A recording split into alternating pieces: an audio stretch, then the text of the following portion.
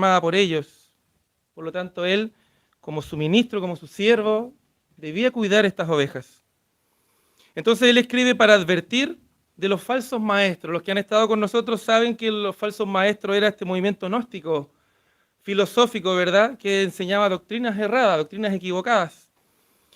Y él les advierte que estas personas están distorsionando el Evangelio, están hablando de un falso Cristo, de un Cristo que no se encarnó, de un Cristo que no vino en carne, sino que vino como un espíritu solamente.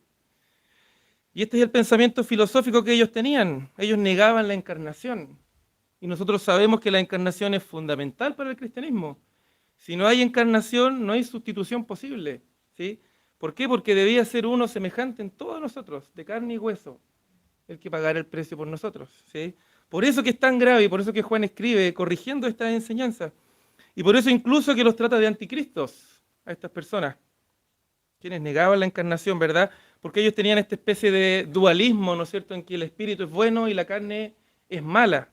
Por lo tanto, Cristo no podía haberse encarnado, decían ellos. Juan entonces constantemente está corrigiendo y enseñando de manera muy directa y muy fuerte a veces, pero siempre con amor por sus hermanos. Y la última porción que vimos, si recuerdan, fue el verso 1 del capítulo 3. Y ahí Juan, sorprendido, ¿verdad?, él nos decía: mirad cuál amor nos ha dado el Padre para que seamos llamados hijos de Dios. ¿Recuerdan? Y en esa oportunidad decíamos cómo el cristiano es alguien que vive con los ojos puestos en el Señor. Por eso Juan dice: mirad, guíen su atención, ¿no es cierto? ¿Y a qué debemos guiar nuestra atención? Al amor que el Padre nos ha dado. Mirad cuál amor, dice Juan. Miren el tipo de amor que el Señor nos ha dado. Y él lo dice con asombro, ¿verdad? También decíamos en esa oportunidad que este amor nos ha sido dado. Mirad cuál amor nos ha dado. Ha sido por gracia.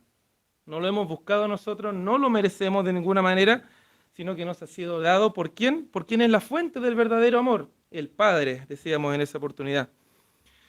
También decíamos esa última vez y hablábamos de la adopción. Ser incluidos en la familia de Dios. Eso que era imposible antes, recuerdan, en el Antiguo Testamento era imposible siquiera acercarse a Dios. ¿Recuerdan en el monte el pueblo de Israel? Las tinieblas, los rayos, el fuego, no nos acerquemos nosotros, le decían a Moisés: acércate tú, ya sea que para que no muramos. Pero nosotros hoy día como hijos podemos acercarnos confiadamente al Señor.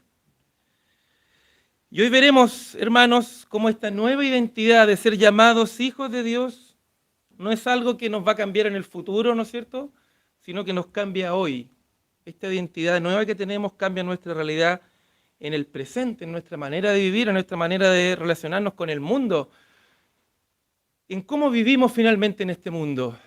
Y de eso vamos a hablar hoy día, el cristiano y el mundo. ¿Cómo debe ser esta relación entre el cristiano y el mundo? Porque Juan sigue diciendo, si siguen conmigo en la lectura: por esto el mundo no nos conoce, porque no le conoció a él. Por esto el mundo no nos conoce. ¿Por qué el mundo no nos conoce? Porque ahora somos hijos de Dios. Ha cambiado nuestra identidad. Hemos sido adoptados, hemos sido incluidos en la familia de Dios.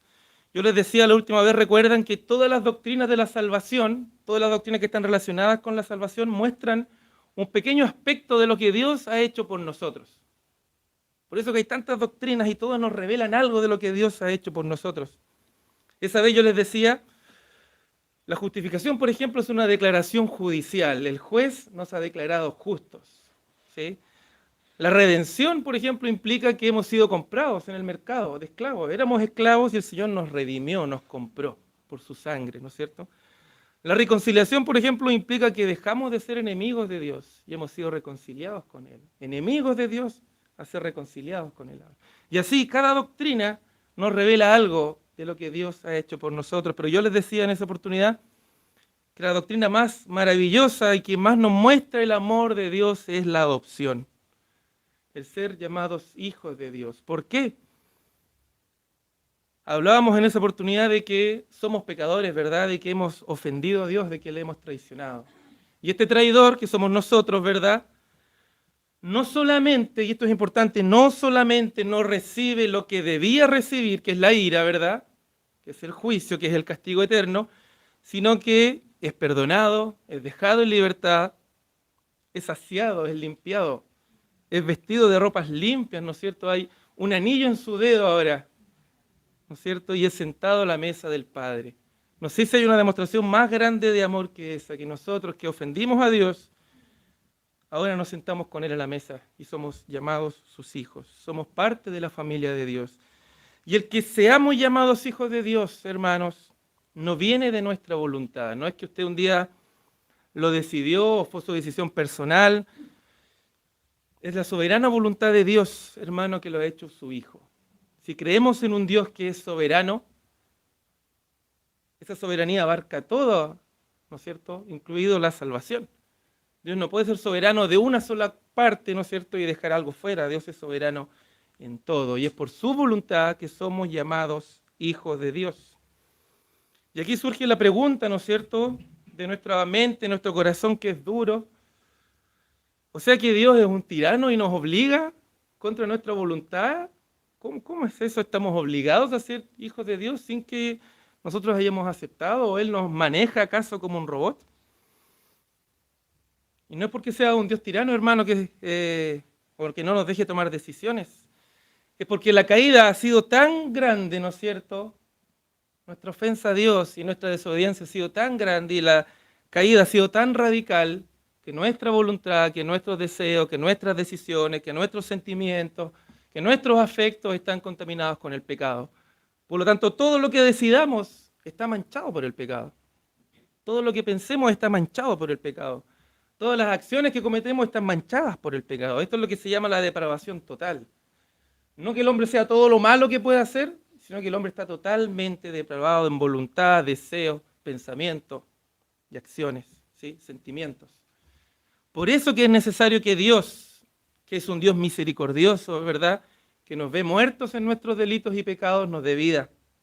Viéndonos esclavos del pecado, nos dé libertad. Viéndonos perdidos, nos busque. ¿Sí? Viéndonos sin esperanza en este mundo, ¿no es cierto?, vagando por este mundo sin ninguna esperanza, nos ha dado una esperanza eterna en los cielos. Por la resurrección de Jesucristo de entre los muertos, tenemos una esperanza viva en los cielos. Si Dios no busca salvar, hermanos, si Dios no busca salvar, nadie se salva. Si Dios no nos da nueva vida, nueva naturaleza, si Dios no actúa sobre nosotros, ¿verdad?, sobre estas criaturas que estaban muertas, que estaban ciegas, que estaban condenadas, que eran esclavos, absolutamente nadie se salva por sus propios medios. La salvación depende de principio a fin del Señor. Y eso es lo que enseña la Escritura de principio a fin. El salmista lo dice así en el Salmo 3, la salvación es del Señor. Jonás también, ¿no es cierto?, cuando reconoce y ora al Señor, la salvación es del Señor, depende del Señor, viene del Señor, surge del Señor y va a llegar a buen término porque el Señor la va a llevar a un buen término, que es la gloria, ¿verdad? Hay un pasaje que quiero comentar en relación a esto que está ahí en Juan, capítulo 1, versos 12 y 13.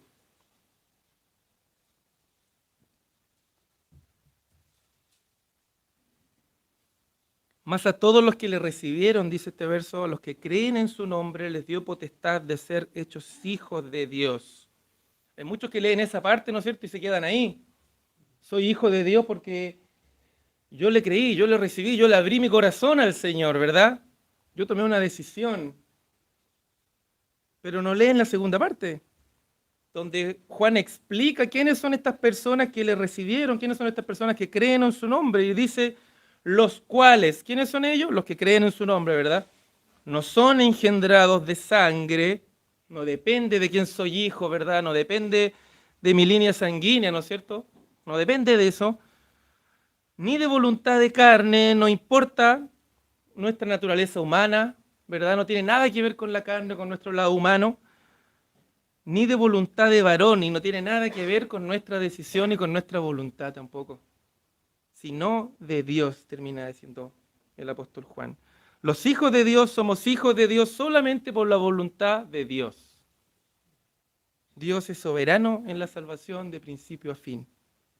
No depende de nuestras acciones, no depende, como decía Juan, de sangre ni de carne, ni de voluntad de varón, sino de Dios. Entonces, hermano, si usted hoy día, o visita que nos acompaña, si usted es hijo del Señor hoy día, si tiene la certeza de eso, de que ha sido adoptado y puede disfrutar, ¿no es cierto? Y puede decir, soy un hijo del Señor, ¿qué nos queda por hacer si no solamente darle las gracias al Señor? Porque si lo somos es solamente por su voluntad. No depende en la menor ni en la más mínima medida de mí. Porque si dependiera de mí, ¿no es cierto? Sería por mí la salvación, serían por mis obras, ¿no es cierto? Pero la salvación depende de principio a fin del Señor. Y eso nos asegura que llegaremos a la gloria con el Señor, que llegaremos a la gloria. No depende entonces de nuestro esfuerzo, ¿sí? No depende ni del que quiere ni del que corre, sino de Dios quien tiene misericordia. ¿Se imagina si dependiera en algo de nosotros la salvación? Si este título de hijo de Dios dependiera en algo de nosotros, lo perderíamos, ¿no es cierto? Lo perderíamos. Al instante que lo recibimos, lo perdemos, ¿sí? Porque no es por nuestras obras, hermanos. Y esta realidad de ser llamado hijo de Dios por la voluntad de Dios provoca un cambio no solamente interno que el Señor ha hecho en nosotros, ¿verdad? Nos ha dado un nuevo corazón, nos ha dado su mente, ha dejado su espíritu en nosotros, tenemos una nueva identidad, somos hijos del Señor ahora. Eso también se manifiesta de manera externa. Hay un cambio interno y hay un cambio externo. Y ese cambio se muestra en nuestra relación con el mundo. Nuestra relación con el mundo. Por eso Juan dice, por esto el mundo no nos conoce. ¿Por qué? Porque el haber sido arrebatado del mundo y llevado a Cristo implica que nuestra relación con el mundo ha cambiado, ¿sí? Ya no es esa vieja relación que teníamos antes de conocer al Señor, donde andábamos igual que el mundo, ¿verdad? Ahora hay una nueva relación con el mundo. Y eso es lo que quiero que podamos desarrollar y reflexionar hoy día. Quiero mencionar 3 puntos en relación a esto. La pregunta que me surgió a mí en el estudio es, ¿cuál es la relación entonces que tenemos nosotros como cristianos con el mundo si el mundo no nos conoce? ¿Cómo nos relacionamos con el mundo? ¿Cómo debemos relacionarnos con el mundo? Y quiero mencionar solamente 3 puntos. Primero, este mundo, hermano, no es nuestro hogar. Este mundo no es nuestro hogar. Somos extranjeros, como la Biblia nos llama, ¿no es cierto? Somos peregrinos, estamos de paso por este mundo. No es un lugar permanente. Todo este sistema corrupto, ¿verdad?, que la Biblia llama mundo, todo este sistema de pensamiento filosófico que es guiado por ¿quién? Por Satanás, no es nuestro hogar, no es nuestra manera de pensar ni de vivir. No pertenecemos a este mundo porque no estamos bajo el dominio de Satanás. Hemos sido arrebatados del reino de las tinieblas y hemos sido llevados al reino de Jesucristo, al reino de nuestro Señor. Un reino que ha sido inaugurado, comenzado, pero que no se ha consumado aún. Y eso es lo que aguardamos y esa es la esperanza que tenemos. Y lo esperamos cada día, ¿verdad? Que el Señor venga pronto, que el Señor venga por nosotros. Oramos igual como ora el Señor Jesús, ¿verdad? Venga a nosotros tu reino. Y ese es nuestro deseo, que el reino del Señor se manifieste pronto. Aguardamos la manifestación gloriosa del Señor y nuestra manifestación también en esta transformación, nuestra glorificación junto con el Señor. Como dice Filipenses 3:20, mas nuestra ciudadanía está en los cielos, de donde también esperamos al Salvador, al Señor Jesucristo. Tenemos nuestra ciudadanía, ¿verdad? En este mundo tenemos que ir a votar el próximo domingo, pero hay una ciudadanía que es más importante que esa, una nacionalidad más importante que esa. Nuestra ciudadanía está en los cielos, dice el apóstol Pablo aquí. No sé si ustedes tienen redes sociales, o yo creo que sí, pero se han dado cuenta que cada cierto tiempo surgen estas cosas, videos extraños de supuestos avistamientos, ¿verdad? Cada cierto tiempo hay una ola de estas cosas, de extraterrestres y fotos y cosas extrañas de ese tipo. El mundo está pendiente de eso, ¿verdad? En las redes sociales de repente surgen todas estas cosas, ¿verdad? El hombre que intenta buscar algo que le llene, ¿verdad? Y todas estas cosas lo distraen. Pero resulta que los verdaderos extraterrestres, hermanos, en este mundo somos nosotros, somos los cristianos. Nosotros somos los verdaderos extraterrestres, nosotros somos los que no pertenecemos aquí. Nosotros somos los que hemos nacido de nuevo, engendrados por el Espíritu. Por lo tanto, no vivimos como el mundo vive. Este mundo no es nuestro hogar. No adquirimos sus costumbres, no buscamos lo que el mundo busca, ¿no es cierto? Esperamos esa manifestación verdadera que va a ser la manifestación del Señor. Y esto, hermano, me lleva al segundo punto. ¿Sí? El primero es que no es nuestro hogar este mundo, y el segundo punto nos dice, no seguimos la corriente de este mundo. Como no somos de este mundo, no seguimos la corriente de este mundo. No buscamos lo que la gente busca, no seguimos lo que el mundo ofrece. ¿Por qué? Porque el mundo es guiado por Satanás, el mundo es controlado por Satanás.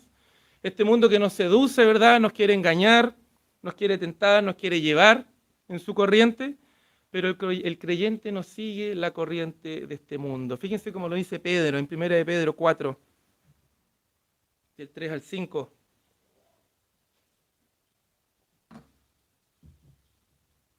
Baste ya el tiempo pasado, dice Pedro, para haber hecho lo que agrada a los gentiles. El tiempo pasado en que usted vivía de esta manera, andando en lascivo, y empieza a mencionar ahí distintos pecados. A estos, ¿no es cierto?, a los gentiles, a la gente que está en el mundo, les parece cosa extraña que vosotros, ustedes, nosotros creyentes, no corráis con ellos en el mismo desenfreno de disolución y os ultrajan. ¿Se da cuenta? Baste ya el tiempo pasado para haber vivido como usted quiso. Ahora a la gente le parece extraño que usted no siga en lo mismo, que usted se haya apartado, que usted haya dejado, ¿no es cierto?, su antigua vida de pecado y ahora viva de una manera distinta. Para ellos es extraño, ¿sí? Porque no lo entienden. Pero ellos, dice, darán cuenta al que está preparado para juzgar a los vivos y a los muertos, ¿sí? En este mundo nos encuentran extraños, nos ultrajan, dice el apóstol Pedro ahí, pero ellos van a dar cuenta un día frente al Señor de su manera de vivir. El cristiano entonces nada contra esta corriente porque el Señor le ha dado un nuevo corazón. Nuevos afectos, nuevos deseos, nuevos pensamientos. Tenemos la mente de Cristo. Eso es increíble. Tenemos la mente de Cristo y esa mente se va desarrollando en nosotros.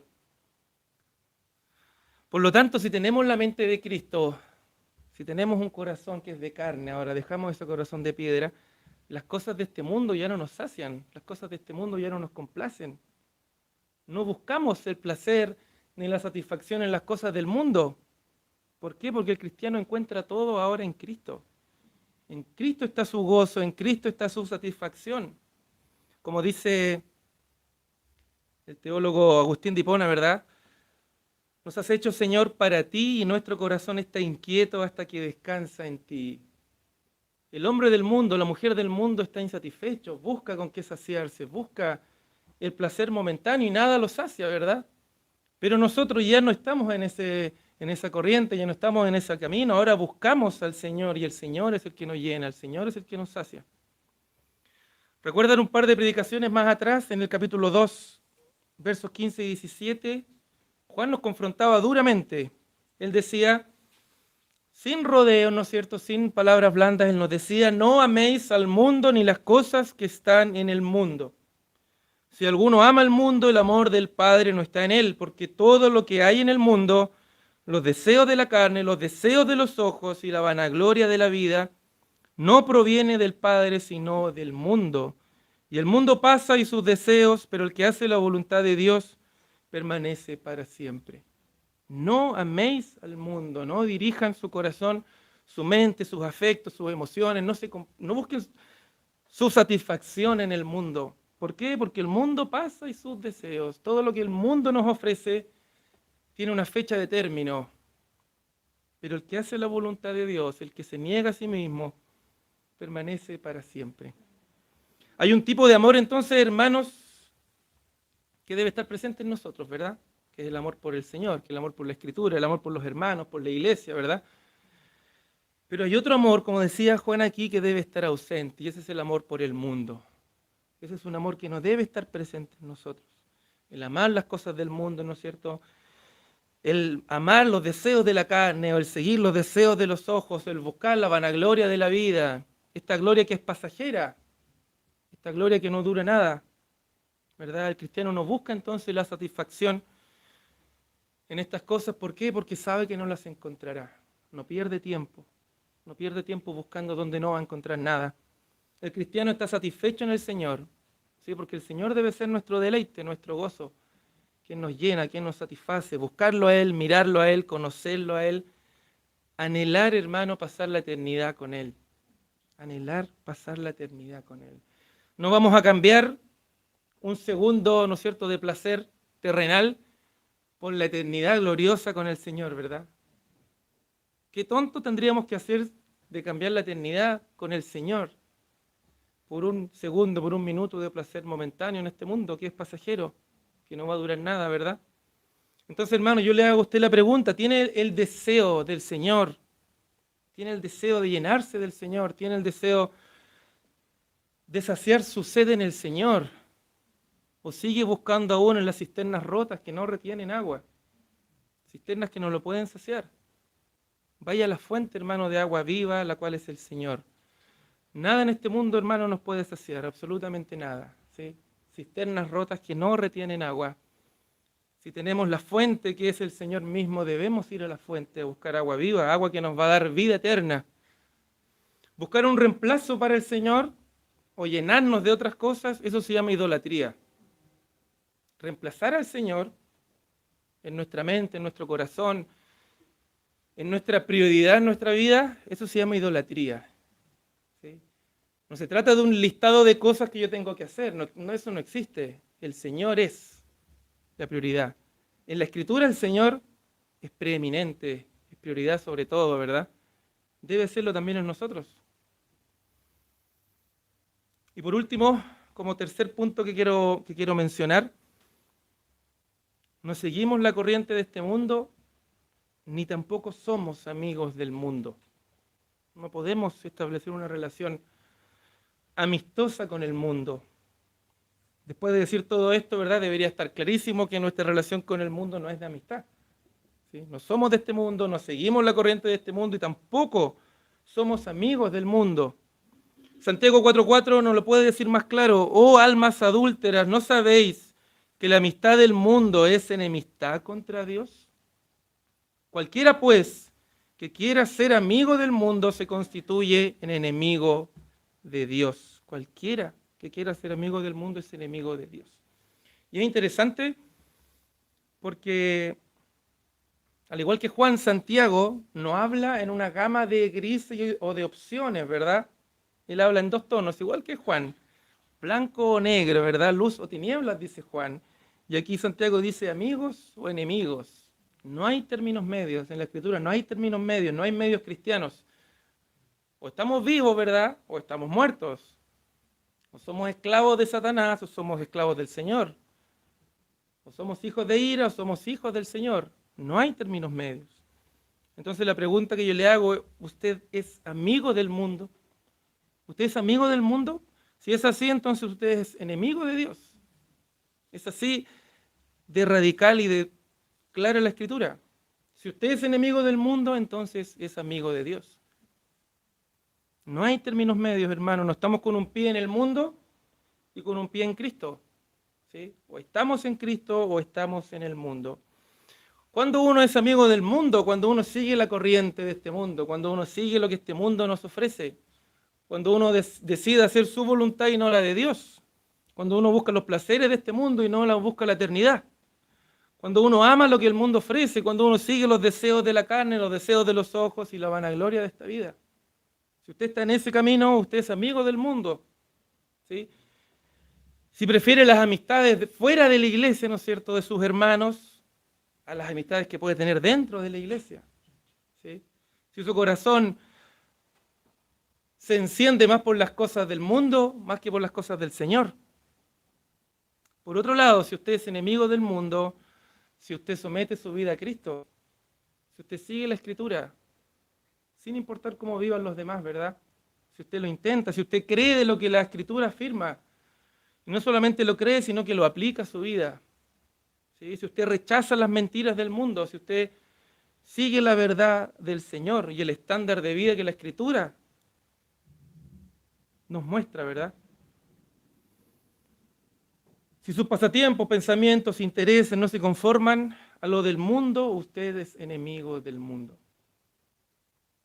Y el ser enemigo del mundo, hermano, finalmente se evidencia en que el mundo nos aborrece, tal como leíamos, ¿no es cierto?, en Pedro recién, el mundo nos aborrece. ¿Cómo es posible que estas personas no hagan esto? ¿Cómo es posible que estas personas no sean groseras, no anden peleando, no tengan problemas familiares, no sé? ¿Cómo es posible que estas personas no tomen alcohol, no salgan a emborracharse? ¿Cómo es posible que vivan así una vida tan fome? No lo entienden, ¿verdad? Y es porque el Señor nos ha dado una nueva mente, es porque el Señor nos ha sacado del mundo y nos ha transformado.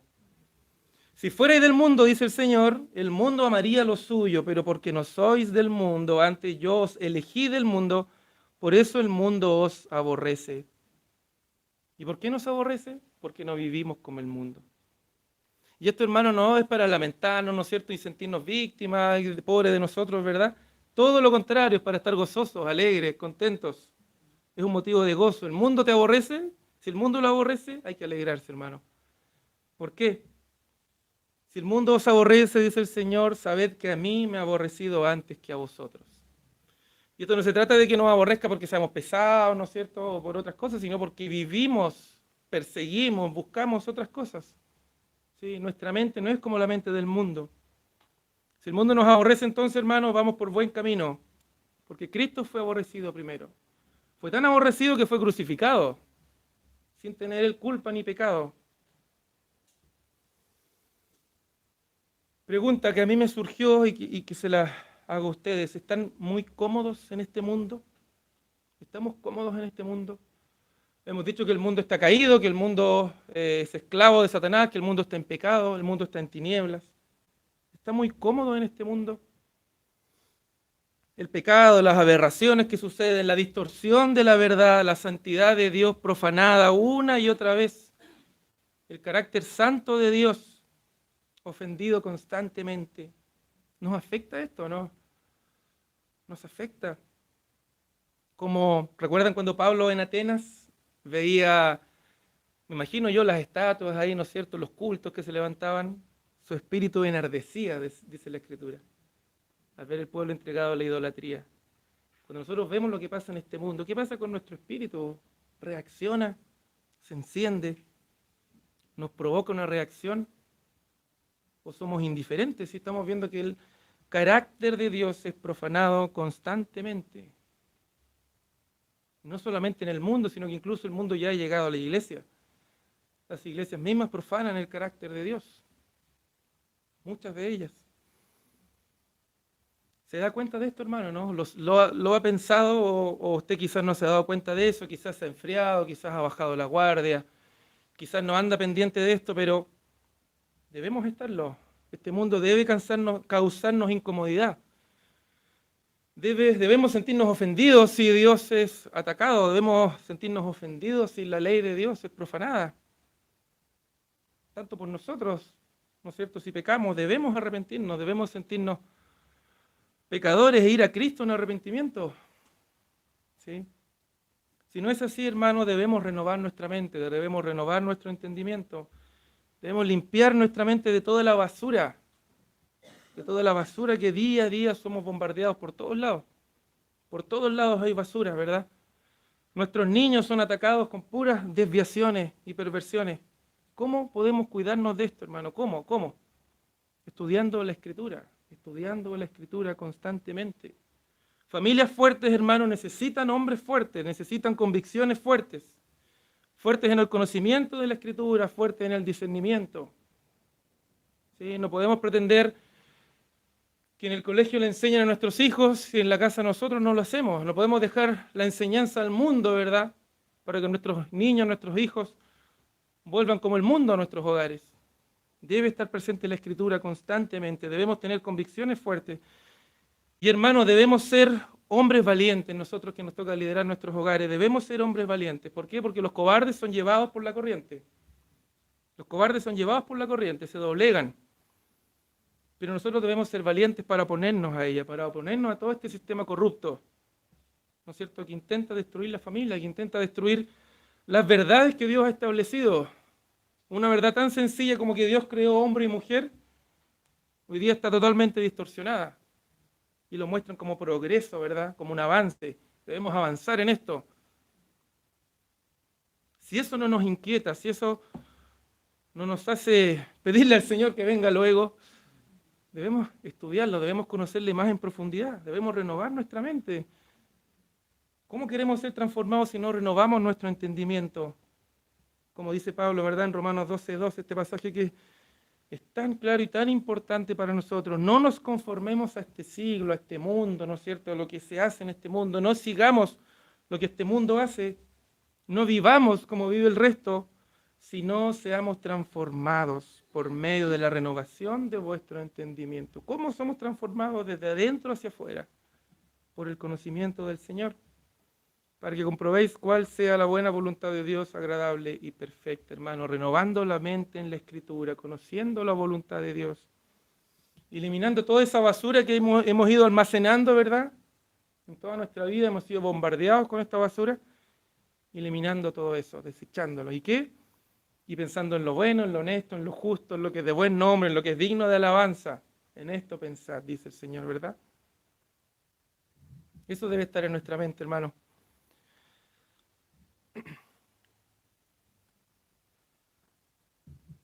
Por esto el mundo no nos conoce, por esto que les acabo de decir, porque no le conoció a Él. Dice Juan. Juan termina este verso diciendo, por esto el mundo no nos conoce porque no le conoció a Él. El mundo del que hemos estado hablando no conoció a Dios, no conoce a Dios. Como lo hemos dicho, el mundo está en tinieblas, el mundo está en pecado. El ser humano en su estado natural es incapaz de conocer a Dios. No tiene la capacidad de conocer a Dios. El ser humano está ciego. No puede ver la gloria de Dios. ¿Sí? Nosotros leemos el Salmo 19, los cielos cuentan la gloria de Dios, ¿verdad? Y el firmamento anuncia la obra de sus manos. Es evidente de la creación del mundo, dice el apóstol Pablo también en Romanos. Pero el hombre natural no puede verlo, lo niega, lo rechaza, porque su corazón ha sido endurecido. Porque el hombre natural no percibe las cosas que son del Espíritu de Dios, porque para él son locuras y no las puede entender, ¿verdad? Lo niega, lo rechaza, porque se han de discernir espiritualmente. El hombre natural en su estado normal es ajeno a la existencia de Dios. No lo entiende, no lo puede entender, ni tampoco lo quiere entender. Porque él vive feliz en pecado, disfruta el pecado, no quiere tener un juez sobre su cabeza que le diga, tú estás mal y debes arrepentirte, ¿verdad? ¿Por qué mataron a todos los profetas que leemos en la Escritura? Porque confrontaban al pueblo por su pecado. ¿Y quién quiere escuchar eso? Nadie, ¿verdad? Nadie quiere escuchar ser confrontado por su pecado, que estás viviendo como no debes vivir. Me has desobedecido, ¿verdad? Y el hombre natural lo rechaza. El hombre natural está endurecido. ¿Por qué? Porque se envaneció en sus propios razonamientos y su necio corazón fue entenebrecido, profesando ser sabios se hicieron necios, dice Romanos 1. Profesando ser sabios se hicieron necios, cambiando la gloria de Dios por la mentira, rechazando al Creador. Por eso Dios los entregó a una mente reprobada, ¿verdad? Lo entregó a pasiones que no corresponden. Y el apóstol Pablo también lo dice un poquitito más adelante en el capítulo 3 de Romanos.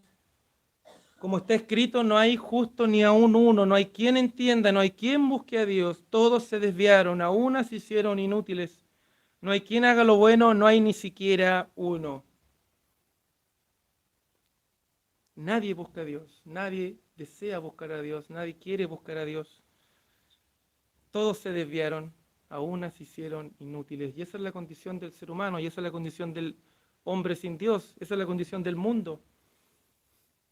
A veces nosotros, los que llevan más tiempo, yo creo que lo han visto más, hay personas que llegan a la iglesia, ¿verdad? Buscando a Dios, dicen, estoy buscando, y empiezan a asistir, ¿verdad? Pero ¿qué están buscando realmente? ¿Qué están buscando realmente? O uno quizás también lo hizo en su tiempo, ¿verdad? Se acercó a Dios por las motivaciones equivocadas. ¿Qué buscaba? ¿Buscaba que arreglara mis problemas económicos, mis problemas familiares? ¿Tenía algún familiar con alguna enfermedad? Dios como si fuera un ayudante, ¿verdad? Que vengo, Él me ayuda y listo. ¿No es cierto? Me soluciona mis problemas aquí y ahora. Y eso es todo lo que me interesa, ¿verdad? Yo creo que nosotros mismos lo hicimos en algún momento. De buscar a Dios por nuestro propio beneficio. Claramente no estamos buscando al Dios verdadero. Y lamentablemente, hermano, esto es lo que se predica en muchas iglesias. Ven a Cristo, ¿no es cierto? Dios te ama, ven a Cristo, se van a solucionar tus problemas. ¿Tienes algún problema familiar? No te preocupes, Dios te ama, te va a solucionar todo. ¿Tienes problemas económicos? ¿Tienes depresión, no sé, alcoholismo? Ven a Cristo y se soluciona todo. ¿Ese es el evangelio verdadero, hermano? ¿Ese es lo que la Escritura enseña? A mí, pensando en esto, me recordaba la confrontación que hace Jeremías, cuando él confronta a los líderes del pueblo de Israel y les dice, y curan la herida de mi pueblo con liviandad, diciendo paz, paz, y no hay paz. ¿Qué decían los líderes del pueblo de Israel? Tranquilos, todo está bien, Dios está con nosotros, ¿cierto? Paz, paz, paz. ¿Y qué dice Jeremías? No hay paz, no hay paz. Al igual que estos falsos líderes, ¿no es cierto? Hoy día se han levantado muchos otros que dicen lo mismo. Dios te ama, todo está bien, no te preocupes, sigue viviendo igual, Dios te entiende. ¿Sí? Dios te entiende en tu debilidad, puedes seguir viviendo igual. Entonces, hermanos, en la IBBG no está todo bien para el hombre del mundo, no está todo bien. No hay paz para el hombre del mundo. Está todo mal para el hombre del mundo. Lamentablemente está todo mal. Puede tener su economía excelente, puede tener buena salud, ser joven, acumular riquezas, su familia estar bien, pero si no está reconciliado con el Señor, no hay paz para esa persona. No hay paz para esa persona. La ira de Dios está sobre sus cabezas. Y cuando digo ira de Dios, entendámosla correctamente, no hablo de que Dios sea un Dios mañoso, ¿no es cierto?, que esté siempre enojado. La ira justa y santa de Dios. La ira justa y santa de Dios.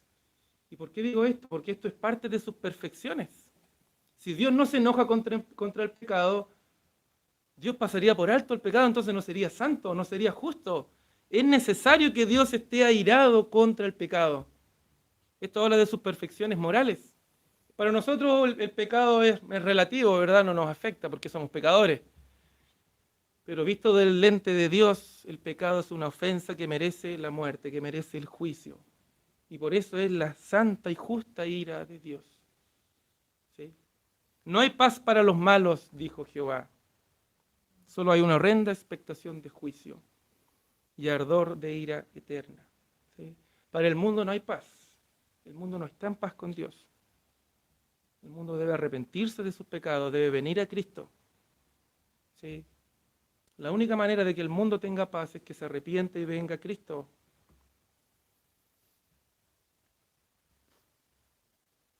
La Escritura, hermanos, y sigo hablando del mundo y de su condición, usa palabras duras. Usa palabras muy duras para referirse a la condición del hombre. Habla de esclavos. Habla de que somos esclavos del pecado. El que practica el pecado esclavo es del pecado. Yo le pregunto a usted, ¿puede un esclavo liberarse a sí mismo, liberarse solo? ¿Puede liberarse a sí mismo, soltarse sus cadenas, verdad, y salir libre? ¿Me liberé? Si el Hijo os libertare, seréis verdaderamente libres. Si el Señor nos da libertad, somos verdaderamente libres. La Escritura habla de muertos espirituales también. Muertos en sus delitos y pecados. ¿Puede un muerto darse vida a sí mismo? ¿Puede un muerto tomar una decisión? ¿Puede un muerto abrir su corazón? No, ¿verdad? Yo soy el camino, la verdad y la vida, dice el Señor. Él es la vida y Él es el que da vida. La Escritura habla de hijos de ira. Somos hijos de ira o fuimos hijos de ira en algún momento. ¿Podemos nosotros apaciguar la ira de Dios con nuestras obras? ¿Podemos nosotros de alguna manera apaciguar esa ira? Yo creo que el Antiguo Testamento nos deja claro que es imposible, ¿no es cierto? Es imposible, aunque estemos día tras día haciendo sacrificios, ¿verdad? Somos sacerdotes, todos los días, mañana y tarde haciendo sacrificios. Y no era suficiente. ¿Por qué? Pues mucho más estando ya justificados en su sangre, por Él seremos salvos de la ira. Necesitamos a Cristo para ser salvos de la ira. De la ira presente que ya está sobre el mundo, ¿no es cierto? Y de la ira venidera que va a venir sobre este mundo. Por su sangre somos salvos de la ira, por su obra, por su muerte en la cruz, debido a Él. Todo es debido a Él, todo se lo debemos a Él, no hay ningún mérito en nosotros, hermanos. No hemos hecho nada, ni haremos nada, ni aportamos en nada, excepto nuestra necesidad de un Salvador, excepto nuestro pecado. Hemos hablado, hermanos, les he hablado del mundo, de su condición, del hombre natural, que necesita a Dios, que no puede salvarse por sí solo, ¿verdad? No hay manera de que se salve. Pero ¿y nosotros como creyentes, ¿no es cierto? ¿Conocemos a Dios? ¿Podemos tener esa certeza de que lo conocemos? Juan dice que por esto el mundo no nos conoce porque no le conoció a Él. El mundo no conoce a Dios. No le conoció ni le conoce, pero nosotros conocemos a Dios. ¿Cómo podemos tener esa certeza? Y es interesante porque justamente Juan, al momento de escribir, tenía esto en mente como una de sus grandes motivaciones. ¿Sí? Que los que creen en Dios sepan que tienen vida eterna. ¿Sí? Que los que creen tengan la certeza de que tienen vida eterna, de que lo conocen. Y en esto sabemos, dice Juan en reiteradas partes en la carta, y en esto sabemos que le conocemos. Y en esto sabemos que estamos en Él. ¿Sí? Y empieza a mencionar distintas evidencias. Yo solamente quiero mencionar tres. La primera evidencia que les quiero mencionar es que si nosotros conocemos a Dios, es que reconocemos la verdad, tenemos discernimiento, somos capaces en nuestra mente de entender la verdad, de reconocerla. Ellos son del mundo, dice Juan en el capítulo 4, versos 5 y 6 de la primera carta. Ellos son del mundo, por eso hablan del mundo y el mundo los oye, hablando de estos falsos maestros, ¿no es cierto? Nosotros, dice Juan, somos de Dios. El que conoce a Dios nos oye. El que no es de Dios no nos oye. En esto conocemos el espíritu de verdad y el espíritu de error. Ellos son del mundo, el mundo los oye, y nosotros somos de Dios. Los que son de Dios nos oyen. ¿Se dan cuenta? Yo sigo un mensaje. ¿Sigo el mensaje del mundo o sigo el mensaje de la Escritura? Juan hacía una comparación aquí, ¿verdad? Los falsos creyentes siguen a estos falsos maestros. Los verdaderos creyentes reconocen la verdad y siguen a los verdaderos maestros. Si lo traemos a nuestro contexto hoy día, podríamos hablar de la predicación de la prosperidad, ¿verdad? Que anuncian bendiciones, muchas veces sacan pasajes del Antiguo Testamento y los tuercen, ¿no es cierto? Y muchos creyendo que eso es lo correcto, los siguen. ¿Sí? Estas personas que prometen prosperidad sin santidad, prometen bendición sin negación, sin negarse a sí mismo, ¿no es cierto? Prometen de todo, pero sin tomar la cruz de Cristo. No se habla de santidad, no se habla de pecado, no se habla de apartarse del mundo, no se habla de buscar a Cristo, ¿verdad? Se habla de éxito, prosperidad, bendiciones para todos. Falsos maestros, pero Juan dice, nosotros hermanos somos de Dios. Nosotros debemos ser capaces de discernir entre ese evangelio, ¿no es cierto?, que se predica en muchos lados, y este evangelio que la Escritura nos enseña. Porque el que conoce a Dios finalmente conocerá su palabra. Mis ovejas oyen mi voz y me siguen. ¿Recuerdan quién dijo eso? El Señor. Mis ovejas oyen mi voz y me siguen. Pueden haber muchas voces hablando por todos lados, pero nosotros como ovejitas, aunque seamos muy torpes, reconocemos la voz del Señor. Y no solamente la reconocemos, sino que la seguimos. Entonces la primera evidencia, hermano, que debemos tener y que somos capaces de reconocer el verdadero evangelio, la verdadera palabra del Señor. Y no se trata de escuchar a estos otros maestros, falsos maestros, y retener lo bueno y desechar lo malo. No, ellos no tienen nada bueno que decir. Nada bueno que decir. ¿Sí? Porque no son verdaderos maestros. Juan no les dice a estas personas, escúchenlo un poquitito y saquen lo bueno de ellos. Él dice, no, el mundo los escucha a ellos. Nosotros no los escuchamos, nosotros escuchamos a Dios. ¿Se dan cuenta? Entonces, y aquí voy a la segunda evidencia, junto con reconocer esta verdad, ser capaces de detectar el error, la verdad de la mentira, debemos ser obedientes a esta verdad, obedientes a una verdad que conoce, y ese es el segundo punto, ser obediente a una verdad que conocemos, la obediencia. La obediencia es la evidencia, lo hemos dicho hartas veces, ¿eh? Muy cortito, pero muy importante. La obediencia es la evidencia. Y en esto sabemos que nosotros le conocemos. Fíjense, Juan, primera carta de Juan, capítulo 2, versos 3 y 5. Y en esto sabemos que nosotros le conocemos, ¿cómo? Si guardamos sus mandamientos. Esa es la evidencia. ¿Usted cree que le conoce? ¿Guarda sus mandamientos? El que dice, yo le conozco y no guarda sus mandamientos, el tal es mentiroso y la verdad no está en él. Pero el que guarda su palabra, en este verdaderamente el amor de Dios se ha perfeccionado. Por esto sabemos que estamos en Él. ¿Se dan cuenta? Por esto. ¿Cómo entonces podemos tener la certeza de que le conocemos? No son nuestras experiencias, como lo he dicho en otras oportunidades. No son posibles manifestaciones especiales. No es que usted haya tenido algo especial. No son dones. no son los sueños, ¿no es cierto? No hay nada de eso es evidencia de que usted conoce al Señor. ¿Cuál es la evidencia? De que usted obedece su palabra. Usted la conoce y usted la obedece. Pero obediencia, hermano, no es solo conocer la verdad, como decíamos, ¿verdad? Podemos conocer la verdad y no ser obedientes. Sino que esa verdad que yo soy capaz de discernir, de conocer, la aplico a mi vida. Eso es ser obediente, la aplico a mi vida. Y no solo en los puntos que nos gustan, ¿verdad? O en las cosas que pueden ser fáciles, entre comillas, para nosotros. ¿Sí? No se trata solo de diezmar la menta y el eneldo, sino la misericordia, la justicia, la fe. Someter nuestra vida al Señor, luchar contra nuestra carne, someterla al Señor, perdonar como Cristo me perdonó, amar como Cristo me amó, ser santo como el Señor es santo. De eso se trata la obediencia. ¿Sí? Crecer en santidad constantemente, porque el que conoce a Dios, el que está relacionado con Él, el que ha sido adoptado, su vida cambia y el carácter de Cristo se forma en Él. Cada vez menos de nosotros, cada vez menos de usted y de mí, y cada vez más de Cristo en nosotros. Y la última evidencia que quiero mencionarles, hermanos, es el amor. Les he hablado de que somos capaces de conocer la verdad, de que somos obedientes a esta verdad, pero es el amor, como lo hemos dicho también en otra oportunidad, es el amor, es el motor. El amor impregna cada acción que nosotros hacemos en nuestra vida.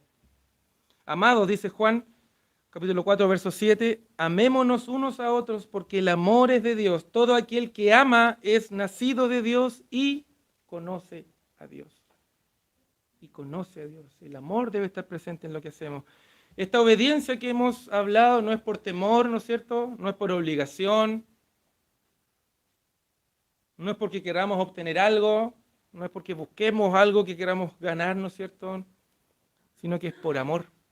Es por amor al Señor. Hay un motor, ¿no es cierto? Y ese motor es el amor. El amor nos mueve a actuar. El amor nos mueve a obedecer. Al haber recibido la naturaleza divina de Dios en nuestra vida, hemos recibido también el amor de Dios en nuestra vida. Si sabemos que Dios es amor, ese amor debe estar también en nosotros, manifestarse, por muy pequeñito que aún sea, por muy inmaduro que aún sea, ese amor debe manifestarse en nosotros, ¿verdad? Porque todo aquel que ama es nacido de Dios. El amor no es natural en nosotros. Decíamos en la predicación anterior que Dios es la fuente de ese amor. Dios es la fuente de ese amor. Entonces la pregunta que me surge a mí, ¿está presente ese amor en nuestra vida? Estamos amando al Señor, estamos amando su palabra, estamos amando a nuestros hermanos. Y no solo eso, estamos amando a los que nos aborrecen, a los que nos desprecian, estamos amando realmente. Entonces yo aquí quiero aclarar que no se trata de ese amor como sentimental o ese sentimentalismo, ¿no es cierto? Esas cositas en la guata, ¿no es cierto? Que se sienten, esas cosquillitas, no se trata de eso, no es ese amor el que la Escritura habla.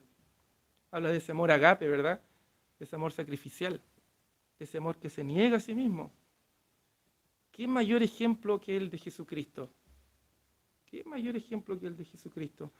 Yo no amo a esta persona porque Él hizo algo por mí, lo amo porque decidí voluntariamente amarlo, aunque no lo merezca, aunque esa persona me trate mal. ¿Quién cumplió plenamente con eso sino el Señor Jesús?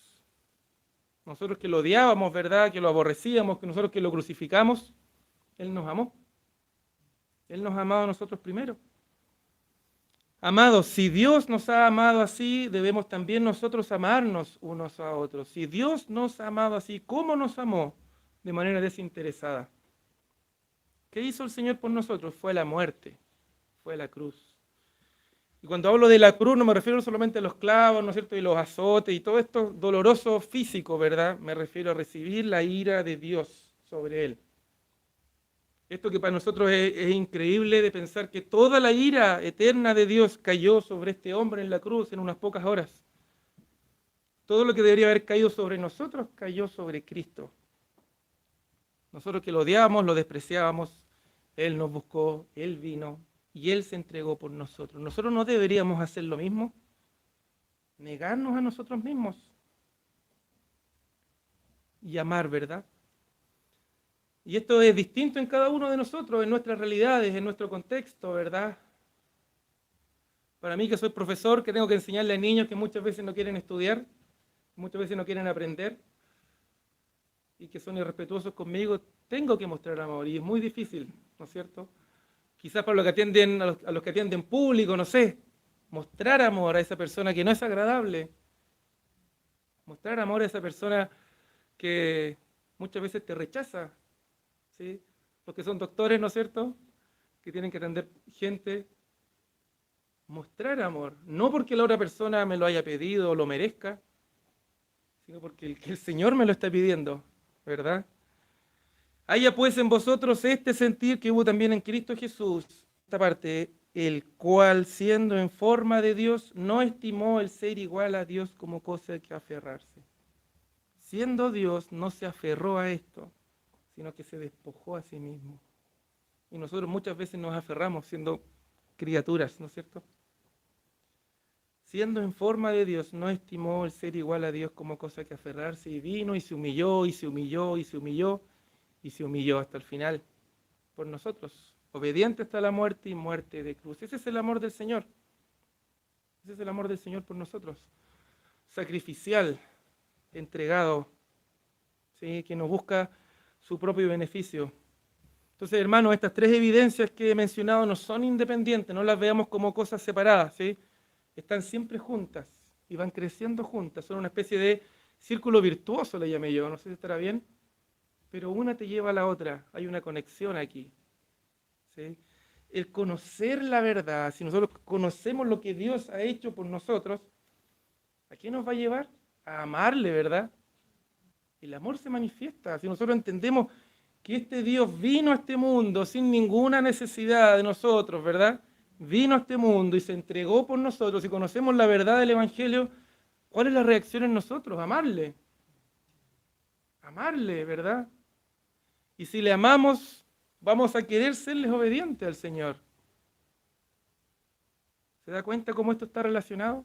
Conocemos la verdad, amamos esa verdad y porque amamos al Señor, queremos ser obedientes, no queremos defraudarlo, no queremos ofenderlo, queremos vivir como Él estima que debemos vivir. Entonces, hermanos, estas tres evidencias tienen que estar presentes en nosotros. Conocer la verdad de lo que Dios ha hecho por nosotros nos lleva a amarlo y el amarlo nos lleva a ser obedientes. ¿Y obedientes a qué? A la verdad que ha sido revelada. Entonces, a manera de cierre, hemos dicho, hermanos, que somos hijos de Dios por su pura y soberana voluntad.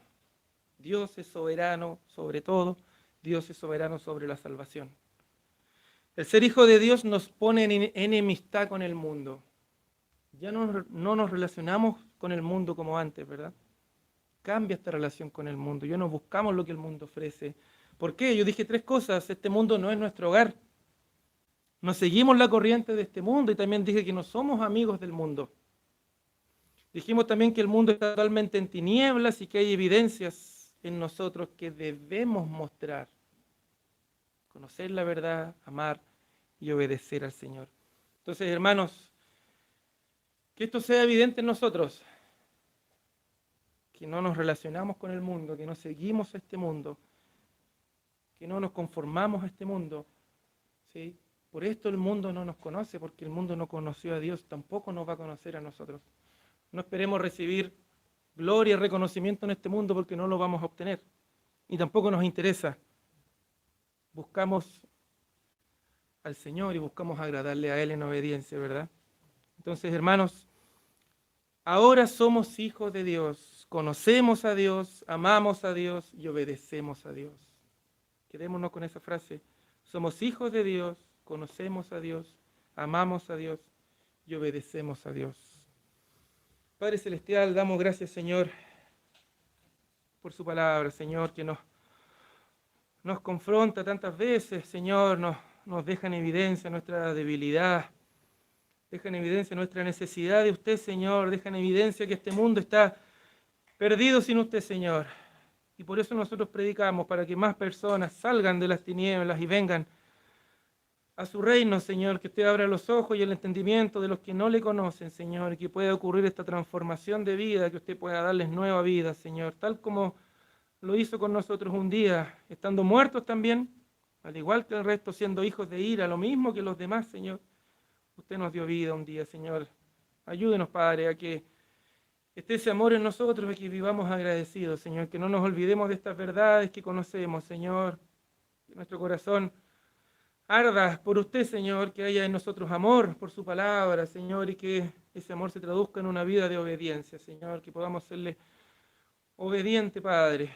Señor, oro por esta iglesia, por las visitas que están en medio nuestro, Señor, que su palabra pueda quedar en sus mentes y en su corazón, Señor, y que puedan buscarle, Señor, puedan anhelar escuchar su palabra, Señor, puedan renovar quizás su relación con usted, Señor, o arrepentirse de sus pecados si no le conocen, Señor. Padre, oramos siempre en los méritos de nuestro Señor Jesús. Amén.